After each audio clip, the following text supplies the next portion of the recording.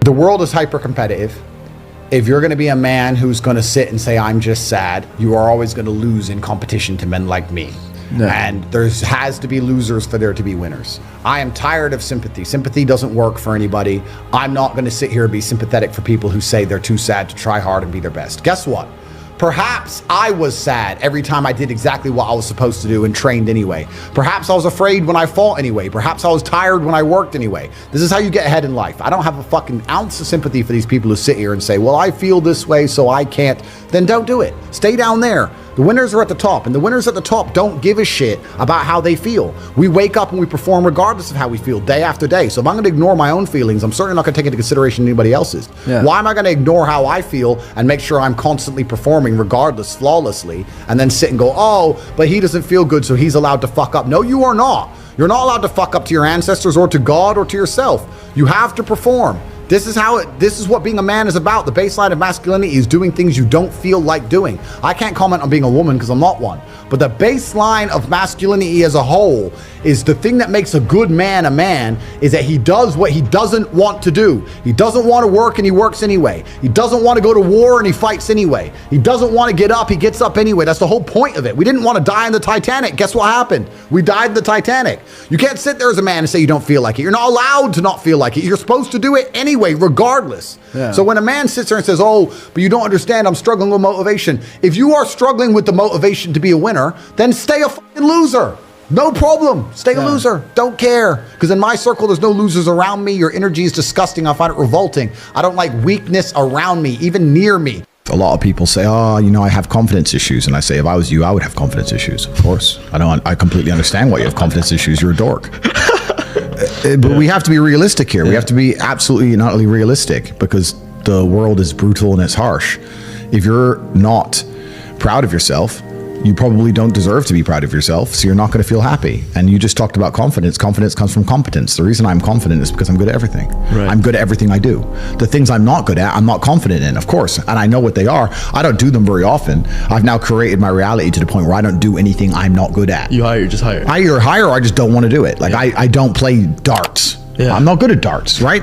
I do what I'm good at. Yeah. So yeah, I'm absolutely and utterly confident because I'm absolutely and utterly competent, and that takes practice and discipline and motivation, and you need to fail a few times. You need to get up, and like I said earlier, when I learned my entire mindset in professional fighting and chess, the two combined, that's how it comes down to. And when people say, oh, I have confidence issues, usually I can look them up and down and say, yeah, if I was you, I would completely and utterly struggle with confidence issues.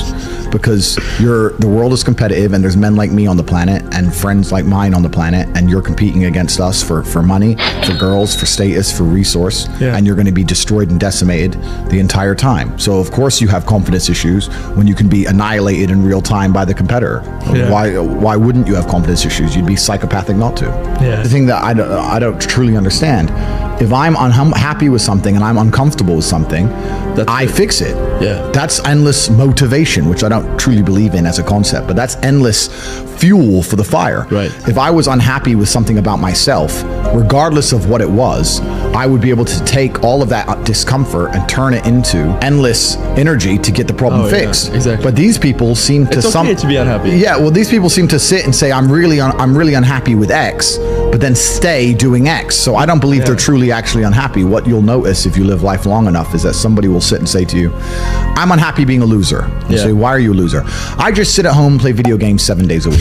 And you're like, okay.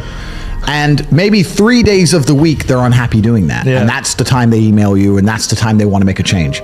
But 4 days of the week, they don't really, it doesn't really bother them. Yeah, it doesn't really bother them. Because if it bothered them 7 days a week, guess what? They would fix it. Correct. Yeah. So I have very little sympathy for people.